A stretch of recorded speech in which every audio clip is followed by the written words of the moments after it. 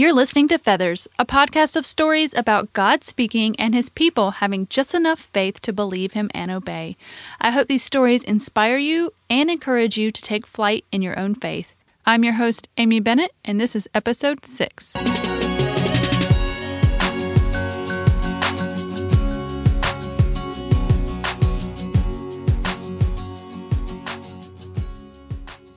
Well, hey guys, and welcome to Feathers. I'm so glad you're here this week. First thing out of the gate, I just have to apologize a little bit. I don't know if you can tell, but I have a cold. Yes, that's what spring break gave to me over the week. So I've tried to hold out to the very last minute to record the intro and outro for you, hoping that it would pass, but it just hasn't. And we're at the last hour as I'm recording this. So anyway, just so you know that I'm not in the midst of crying. I just didn't have a crying session. I just had a runny nose session for the last 3 days. So let's go ahead and jump into today's episode. Today we have Hannah Kallio. Hannah helps believers hone their ability to listen to God and to each other. In addition to being a wife and mom of 5, she is a certified Christian coach. Hannah and her family experiment with simple, life-giving ways to bring the kingdom into their daily lives. You can learn more about the life-changing power of listening at hannahkallio.org. And I just want to encourage you to definitely go out to her website and read more of her writing and get into her story. I think you will definitely want to after hearing the interview today. I actually met Hannah through a Facebook group after the If Gathering conference, and she reached out to me and said she had a story to share, and man, does she have a story to share. Her and her family were called into missions overseas, and then that journey did not go anyway the way they thought, and yet God was still in it. And the lessons that she learned from that have challenged me, and really, to be quite honest, I think it's changed my life. Her writing and just her perspective is just so inspiring to me, and I know it's going to do the same for you. So let's go ahead and jump into the conversation with Hannah. Well, hey Hannah, and welcome to Feathers. Thanks so much for having me. Oh, I'm so excited that you're here. So how about you start off and tell us a little bit about your family? Sure. I am married to Eric. This is our 16th year of marriage, and we have 5 children ranging from 13 to 1 year old. Wow, so you have a teenager and a little baby. Yes, and kind of every phase in between. Right now they're actually all exactly 3 years apart. So we have 13, 10, 7, 4, and 1. Wow. So you have your hands full. That's awesome, though. Yes. And I always love, my oldest is going to be 13 this year. And I think I get to every single stage, and I'm like, oh, this is my favorite. This is my favorite. So I think they all have really benefits about each age, right? Oh, yeah, absolutely. Yeah, and my oldest, she's, like I said, she's going to be a teen, and the tween ages always kind of scared me, but we've had so much fun.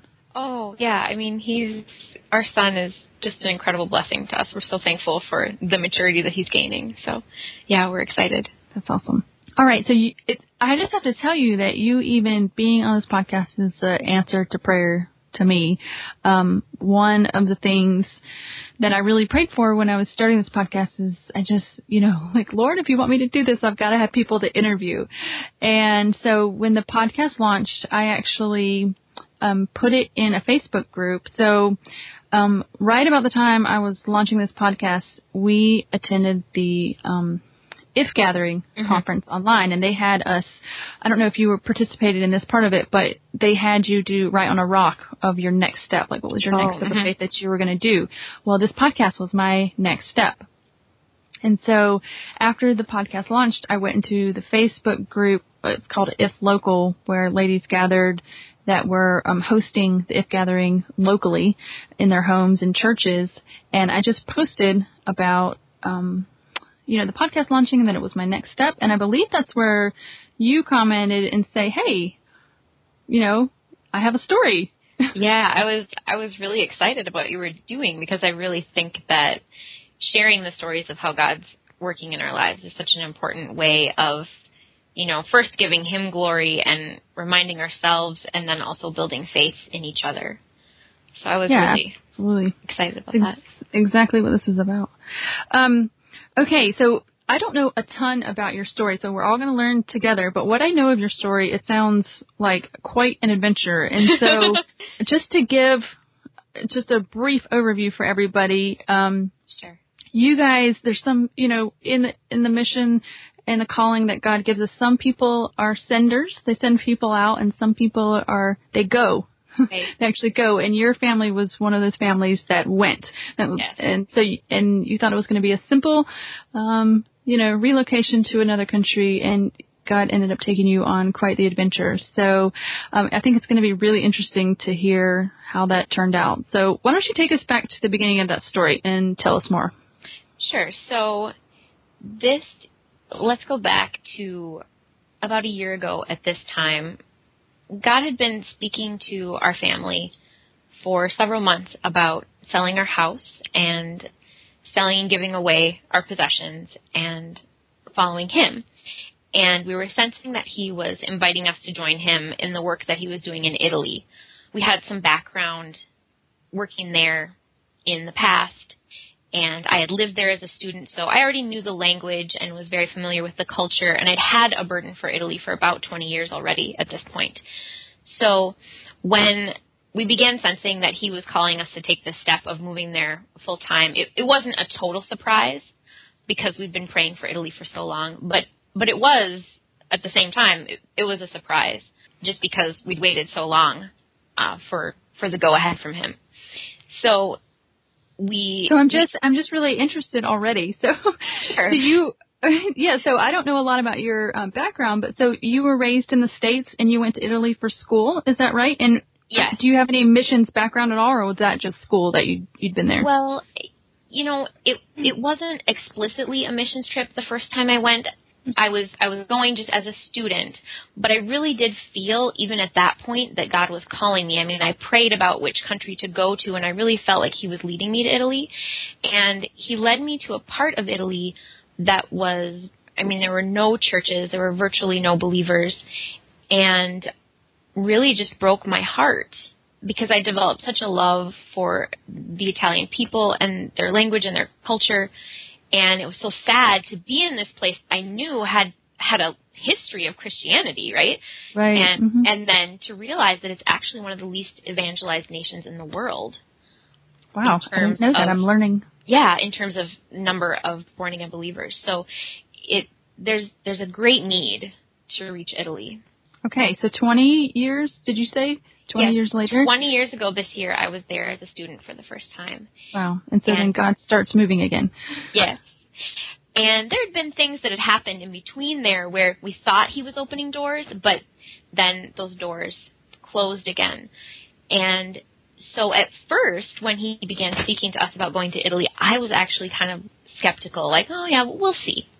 We'll see if this really pans out. But this time, my husband, who in the past had been really uncomfortable with the idea of moving the family to do something like that, was like, this is where God is leading us. So that was really different. And then the other thing that was really different was that we had been trying to sell our house for about 5 years. And this time, we put it on the market again. I think this was like the third time we'd put it on the market in 5 years.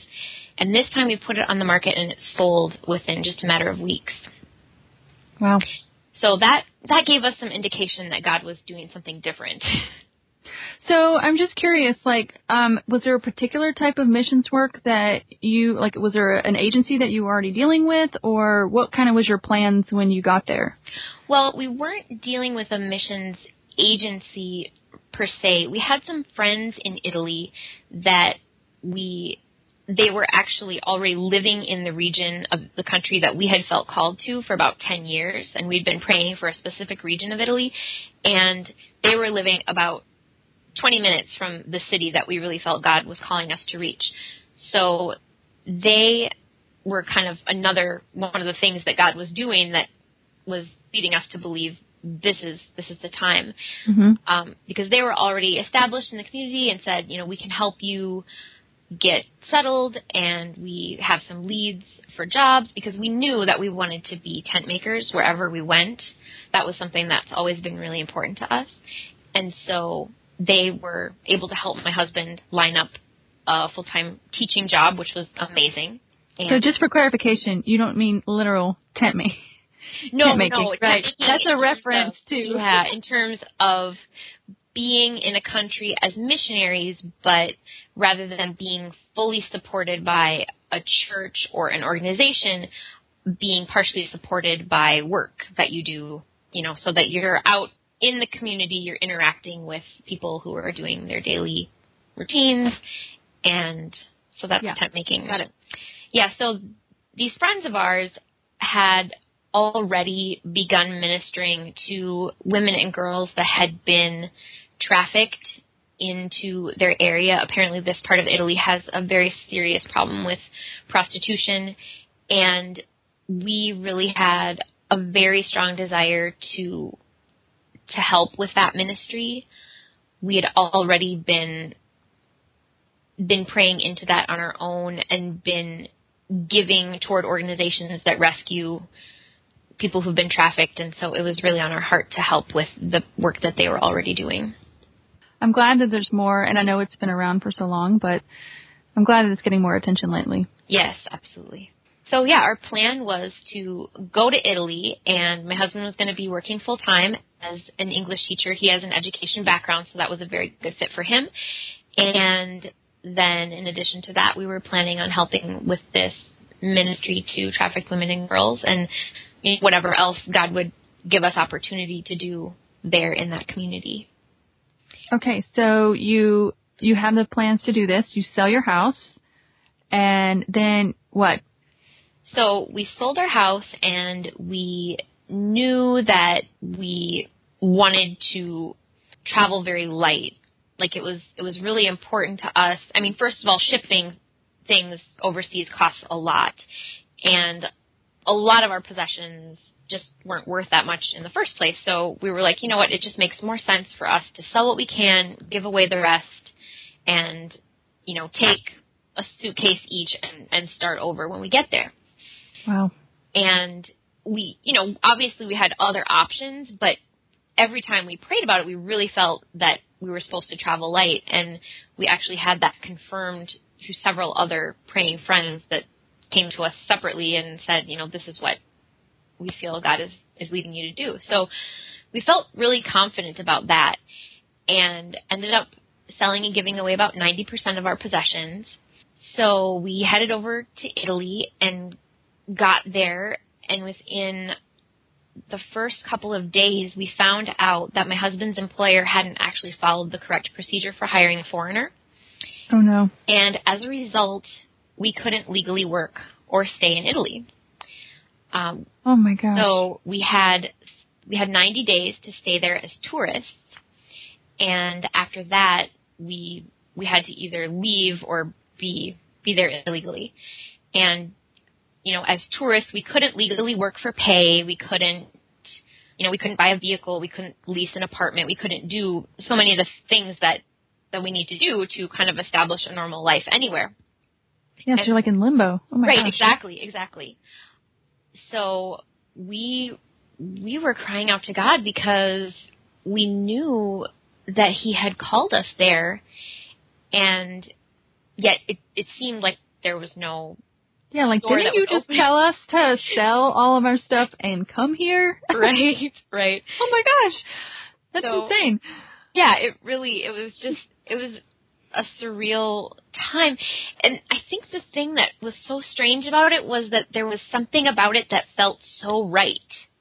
Like, really? Like, you mean in things not going, like, so finding out that the paperwork didn't go right, that felt right to you? Well, let me try to explain, because it was very surreal, but we were knocking on every door we could think of and trying every option and getting a hold of all these different officials to see if there was some way we could legally make this work. And everyone was giving us the same answer. And after trying several different options, I turned to my husband and it was just like, God set us up. He set us up. And I wasn't saying that with anger or with any kind of malice. It was just like I knew that God was in it. Yeah, like we never would have walked into a situation like that. Like I said, we'd always wanted to be there as working professionals. And so it's not anything that we ever would have chosen, but it really seemed like God had led us into this specific situation. And we didn't know why yet, but we felt very strongly that He had us right where He wanted us. And well, it would have to be, because I would think, like, that would just be a cruel joke to somebody if it wasn't, right? I mean, it would Right. have to be, like, something intended for good, or God was just kind of mean. yeah, I guess we did have to make the decision how to see it, but we all felt very strongly that God had something even better in mind. And I remember my husband kind of sitting our whole family down and saying, this is our Red Sea moment. And even though it looks like there's nowhere to turn, you are going to be able to look back on this years from now and tell the story of how God came through for you. And so good. I just love you have 5 children Yes. at this time. Yes. And they're watching you make these decisions. That's so powerful.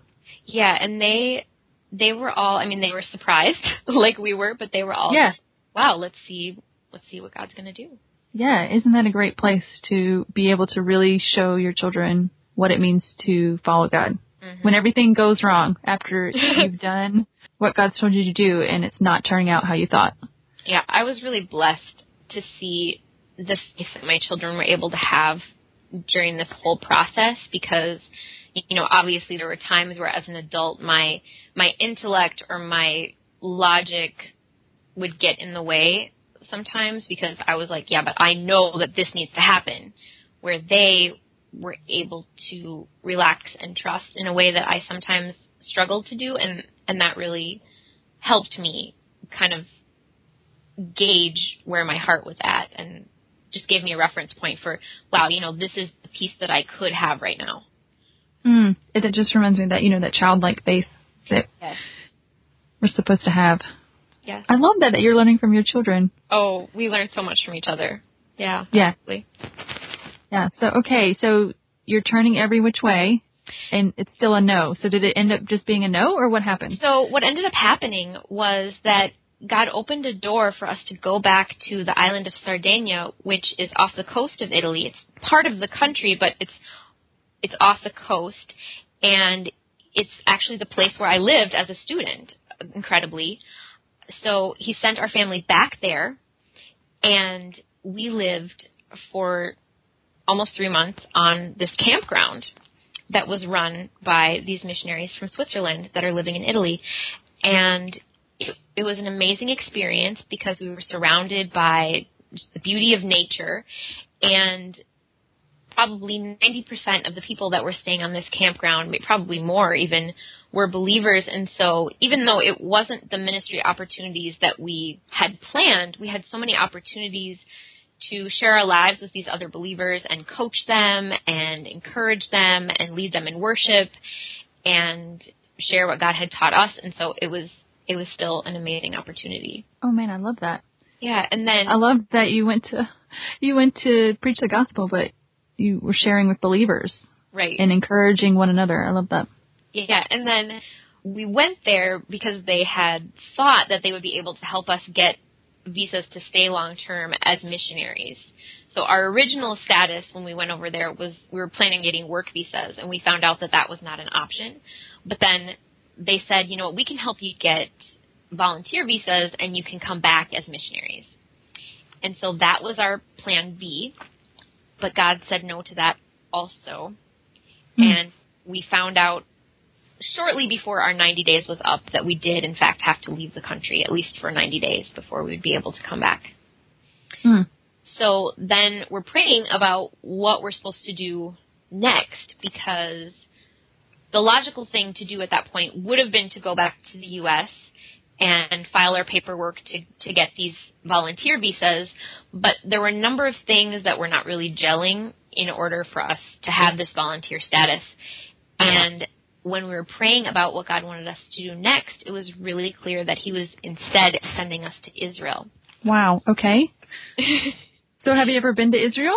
So I know, out of the blue? I know it sounds a little random, but actually I was born in Israel. And my biological father still lives there, and I have aunts and cousins and a whole extended family there. And we have been there, everyone in my family except my youngest daughter had already been there, and many of them multiple times. Okay, so it's not so out of the blue as it might sound. Not exactly, no. Okay. But it was still fairly surprising because it hadn't been on our radar, obviously. Not at all. Initially. But again, we were just having a number of confirmations that this was where God was leading us. So we packed up again and headed to Israel. But this time we were going to be traveling a lot more on our own before we could get to our final destination. There were a number of legs to the journey where we had to first take a bus, and then we had to take a ferry boat overnight, and then we had to take trains and more buses and multiple flights. And so it just became really clear that we were going to have to pare down further. So we got down to like a backpack each. Oh my gosh, talking about traveling light. Yeah. Well, I just love that. Like already you can see like why you needed to travel light. Yeah, absolutely. So awesome. Definitely. So then we made it to Israel, and again, things were not what we had hoped. As I said, I was born there, but I don't have any of my citizenship paperwork because of some bureaucratic glitches when I was born. And apparently there isn't really a clear-cut way to grandfather me in, and so I'm in this weird situation where I'm a citizen, but I only have tourist status when I'm there because I don't have the proper documents. So one of the things when we were going to Israel, we had really sensed that God was leading us to get our citizenship papers so we would have an option of somewhere to stay long term. Because we still really felt called to the Mediterranean region, but didn't know how we were going to be able to stay in Italy. So we thought, well, maybe we can get our citizenship in Israel, and then we'll at least have a home base in the Mediterranean. So we began pursuing that process, and it's a very expensive process, and it's a very lengthy process.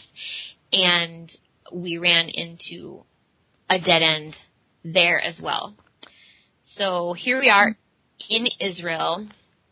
We didn't really have any connections with other believers. We didn't have any work or any place to stay, or any ministries that we were affiliated with. We were kind of. I'm freaking out for you. I'm just saying. Yeah. I'm trying to like picture my family in the middle of nowhere in Israel and trying to get along with no income and no contacts, and oh man. Yeah, it was as stressful as it sounds. Yeah. There were literally times where we had a really hard time finding places that were willing to host a family of 7 for some reason. Like, even though we were willing to, deal with tight quarters and everything, a lot of places just wouldn't agree to rent to us even for a few days at a time. So we ended up having to really scramble for housing a lot, and there was more than one time that we were packing our things up to leave one place, and we didn't know where we were going to be going, like, that day. Okay, so I'm a little clueless. Help me understand. Is it like home? Like, do you rent homes? Is that what it is? Well, yeah, we were hotels. We were basically, because we couldn't find any long-term like apartment type situations that were willing to rent for us, rent to us for just like a 3-month. Because remember, at this point we're only there for 90 days as tourists, and we're not sure if we're going to be able to stay yet. So we couldn't sign like a year-long lease. Gotcha. Yeah. But we wanted to rent something for like a month or even 3 months, and nobody would rent to us. So we ended up just renting places on Airbnb. Right, I've heard of that. We could find that would be open, sometimes for a week, sometimes for 4 or 5 days, just whatever we could find. And then as soon as we would get to one place, we would start scrambling for the next place because we knew that we only had a few days there. So, yeah, it was just an amazing amount of upheaval. We ended up moving 20 times over a period of 7 months. 20 times? Yeah. And that, okay, so that includes from the time that we sold our house in the U.S. to the time that we came back to the U.S. Okay, but 20 times is a lot, no matter what. Yeah. Yes. I don't think I've even moved 20 times in my whole life. I don't think so. Maybe I probably have moved. We moved a lot when I was younger. I might have moved 11 or 12 times. Mm-hmm. Wow. And that's not a fun process. I'm so glad you were traveling light. But still, the upheaval with 5 kids, right, trying to do that. Okay, so tell me I'm so curious. Tell me what happened. So, yeah, like I said, we would be in all these situations where we didn't know where we were going to be sleeping that night or the next day, and the kids would be like, so where are we headed next? And we would be like, oh my gosh. Well, we don't know yet, but we know God has something good in mind. Oh my gosh, like it's like a concept that's like blowing my mind right now. I can't imagine. Yeah, it was a different level of just let's talk about the trust. I mean, just the trust, if you want to circle this back to faith, just having the trust that God was going to provide for you each and every time. Right. And that was one of the amazing things about this whole experience that just left us almost giddy at times, because on one hand there was this scary element of like, wow, we were seemingly really close to being homeless there just an hour ago or so, and we might be homeless again next week. There was so much uncertainty, but at the same time, in the midst of that, there were all these miraculous examples of God providing. I mean, we would literally have strangers come up to us and give us money and walk away. What? We would have people give us. What would they say? Like, I just felt like food. I should give you this money? Yeah, we would have people literally say exactly what you just said. Are they other believers? Were they believers? Yeah, they were believers, but in many cases, unbelievers gave us money too. Wow. We had people give us food. We had people give us clothing. We had people give us, toys for the kids. Just anything that you can imagine needing. God provided it really in these unexpected, miraculous ways. And so there was, I would be lying if I said I wasn't ever anxious, because I definitely was. Well, yeah. But God's care for us during that time was just so tangible and so evident. So we were all just excited to see what the next crazy surprise was going to be. Yeah, I imagine. So did you end up staying in Israel for the full 3 months? We did, and actually, we applied for an extension on our tourist visas, and at first we were denied, and then we went back to try again and present our case again, and that time they said, oh, sure, of course, no problem. That makes perfect sense that you should be able to stay longer. And they gave us a list of documents and supporting things that they would need, and we came back and brought those, and they said, no, absolutely not.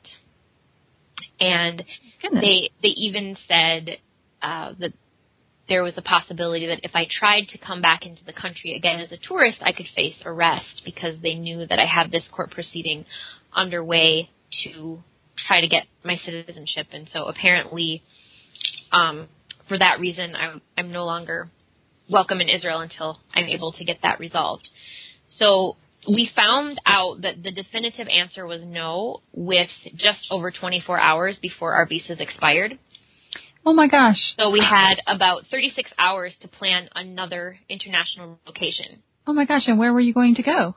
Well, we didn't know, because we really, that whole time that we'd been in Israel, we've been praying, God, do you want us to go back to the States? Because things were, very difficult, like I shared, and God didn't seem to be opening doors for us there, but yet we really felt like he wanted us to stay and stick it out.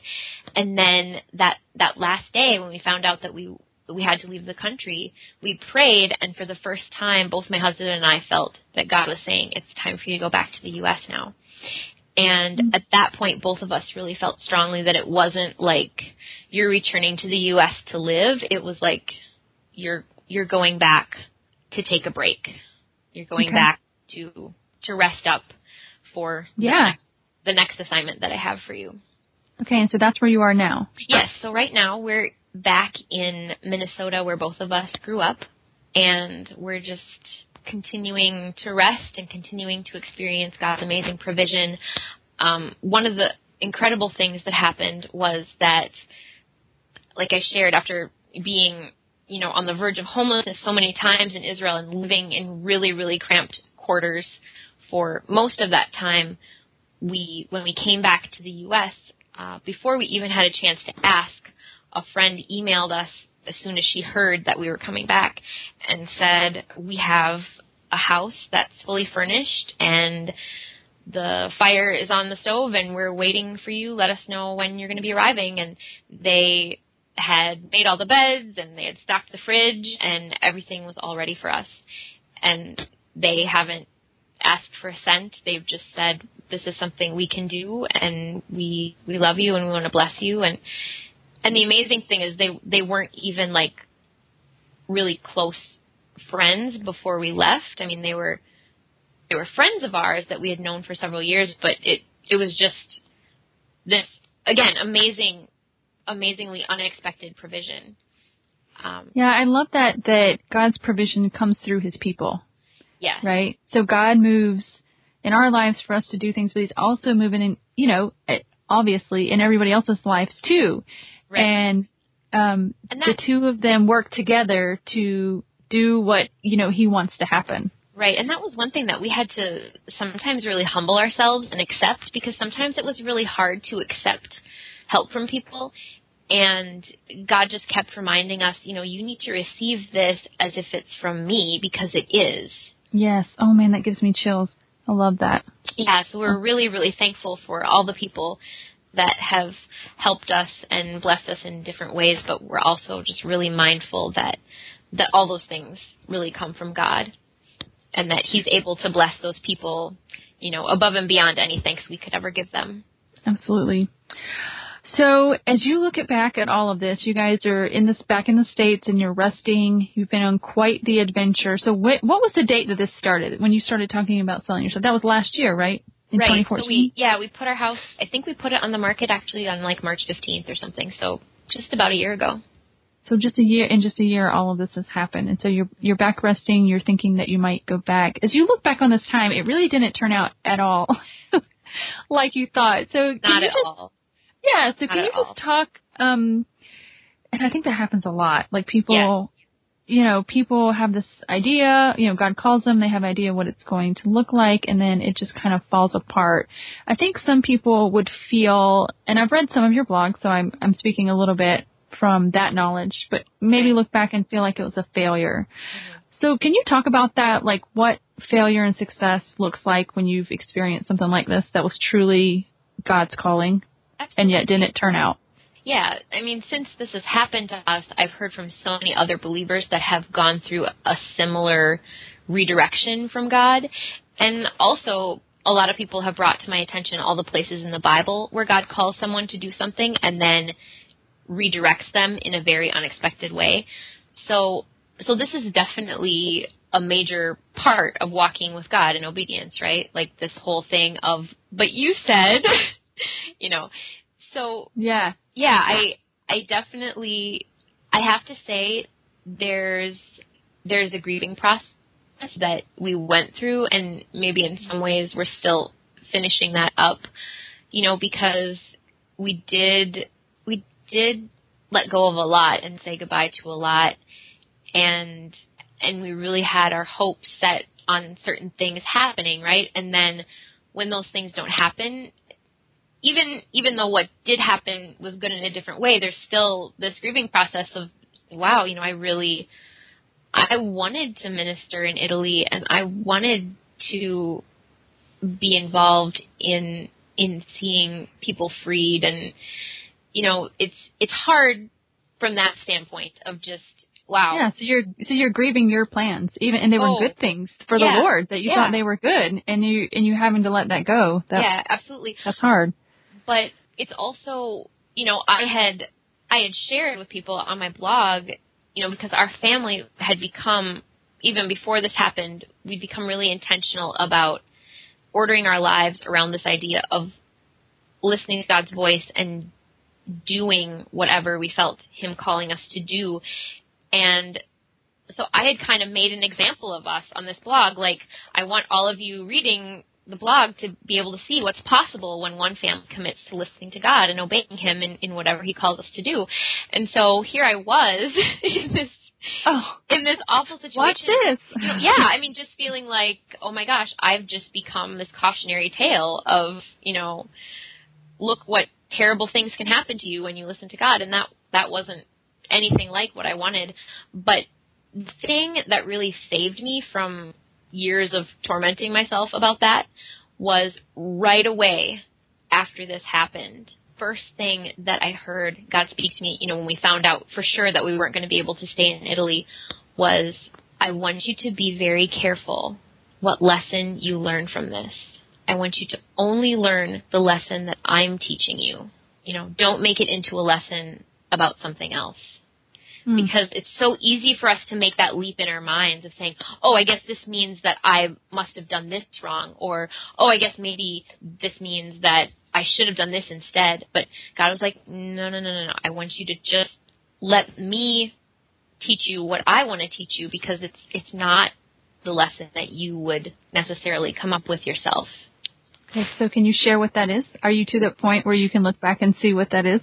Yeah, I think the main thing, and I would have said this before, but now it's like I've lived it, and so I feel like I know it on a deeper level than I did before.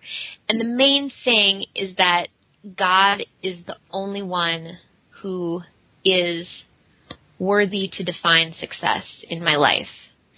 So if He says, this is what I want you to do, and I obey Him, He says that's success.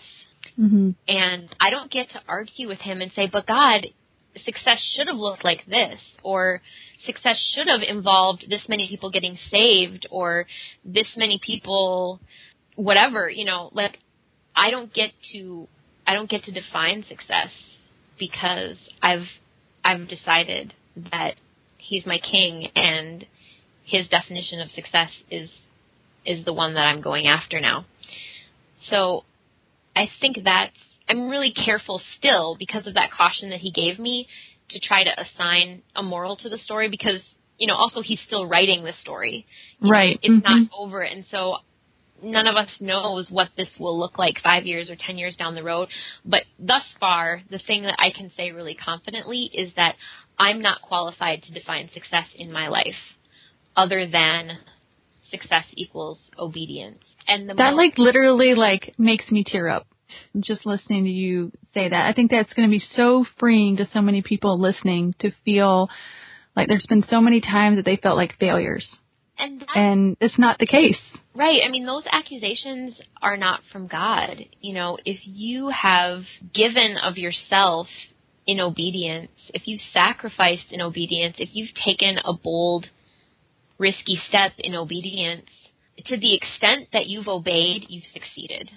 And you don't know what, you don't even know what He was planning, and I just think about your story and how you saw God move, mm-hmm. You were able to encourage those believers.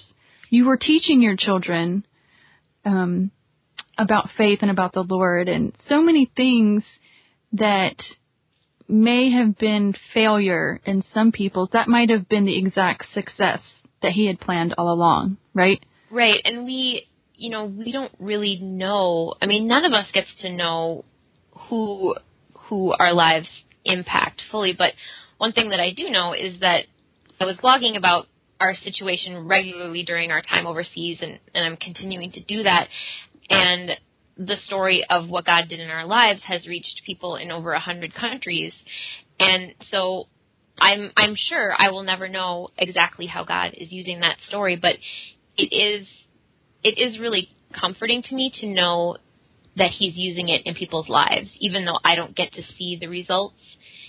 It's exciting to know that we're part of that in some way. Yeah, absolutely. I love that. I know you've encouraged me already. So if we think about just moving into Scripture that maybe sustains you through this time, or that you would give to people that might relate to your story, what would you share? Well, there are a few different ones that we used to encourage each other and encourage ourselves during our time. And one of them that I really want to share is from Isaiah 45. It's verse 3 in particular has stood out for me for many years. It says, I will give you the treasures of darkness and hidden wealth of secret places, so that you may know that it is I, the Lord, the God of Israel, who calls you by name. So for us, what that kind of came to mean was that even though we were in this very dark and in some ways very hidden place. You know, we weren't like famous itinerant preachers that got to draw a crowd and tell the story of what God was doing in our lives. We were mostly unknown everywhere we went.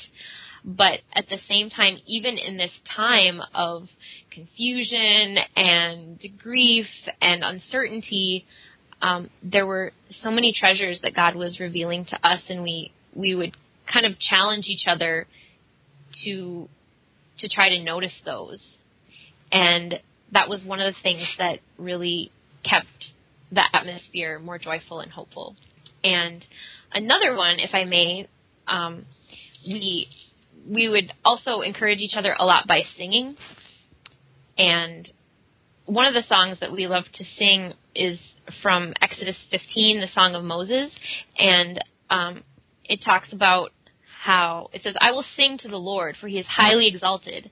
The horse and its rider he has thrown into the sea. The Lord is my strength and my song.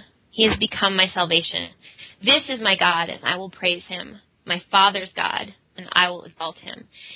And, of course, that kind of tied in with the whole idea of it being our Red Sea moment, right? And in the end, God did actually literally lead us to the Red Sea, so that was kind of amazing too. But the other thing that was really encouraging for us about this verse, or this passage of Scripture, was that we have this history with God, right? Like He has such a track record in our lives already. Like he was working in our lives and in the lives of our family even before any of us was born. So just that idea of him not just being my God, but him being my Father's God, way, way back, so many generations, more than we can count. And just, I don't know, just that amazing example of his deliverance really put our challenges in perspective. Like, you know, things seem tough, but we don't actually have an army chasing us into the sea right now.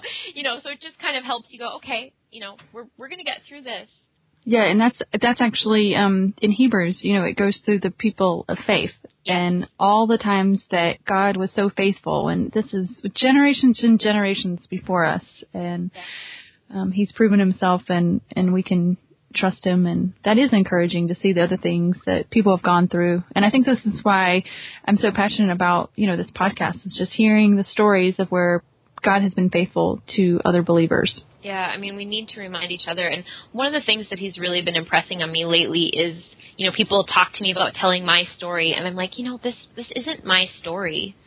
This is your story as much as it's mine, Amy. I mean, really, this is the story of what God's doing in his body, and I feel like first and foremost it's his story, but it's also our story. Like, he may not be doing the exact same thing in your life, but I really feel like part of what he did in the lives of our family was for you, and it was for other believers that hear the story and then can be encouraged or challenged in some way.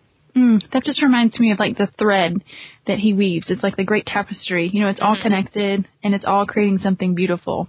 Yeah, and we are, you know, as much as we sometimes feel isolated or feel disconnected, we really are connected, and that's the only way we can function in a healthy way as a body. Yeah, absolutely. I love that. Okay, I've just loved hearing your story, and I am encouraged, and I love being a part of that. I love that I'm a part of it now, and I can't really wait just to see what happens, and, you know, whatever adventure that you guys are on next after you guys get all this resting done, and I hope that goes well for you. I'm definitely going to keep reading along and seeing what happens, and if people want to connect with you and follow along too, where can they find you online? The best place to find out about what God is doing in our lives is on our website, which is hannahkallio.org. And there I do share updates on our family, but I really try to keep it more, again, about like what God is doing in the lives of his body. So I share a lot about helping people listen to God and listen to the people that he's placed in their lives. And then in my newsletter, I share more about the personal stuff that he's doing in the lives of our family. And they can sign up right on your website? Exactly. Awesome. All right. Well, thank you so much for taking the time. I'm so glad you contacted me and that we had a chance to talk tonight. Thank you so much for the privilege of joining you. This was really, really fun. Guys, I hope this interview blessed you like it blessed me. I know many of you feel like a failure because what you thought God called you to looks like a failure. You guys have emailed me and said that, like, God called me to this and it's not turning out the way I thought, and maybe I just failed at it, but it's not true. Like Hannah said, God's plans are so outside of our understanding that trying to understand success or trying to understand the why behind our circumstances is just futile. I mean, to me, it really brought home what it looks like to have faith like a child that simply obeys and leaves the rest to the Father. So I hope for those of you that might feel like you failed in something, that you just go back and re-examine that time in your life and just rest in the fact that you were obedient, no matter what the outcome looked like. So another thing I wanted to talk about is something I found after our interview, and that is an ebook that Hannah offers on her website. It's called A Night and Day Difference in Your Productivity. And I know it sounds like a productivity book because that's in the name, but what I took from it was 2 questions she has you ask every day, and it really helps you get better at listening to God so we can hear those things that God wants us to do. I don't want to give away what the questions are. I want you to go get the book. You can go to hannahkallio.org. It's KALLIO.org and click on at the top, This is for you. And I would love to hear some feedback once you do that and see how that goes for you. All right, guys, you can check out the show notes and leave comments over at featherspodcast.com, and we will see you next week on Feathers.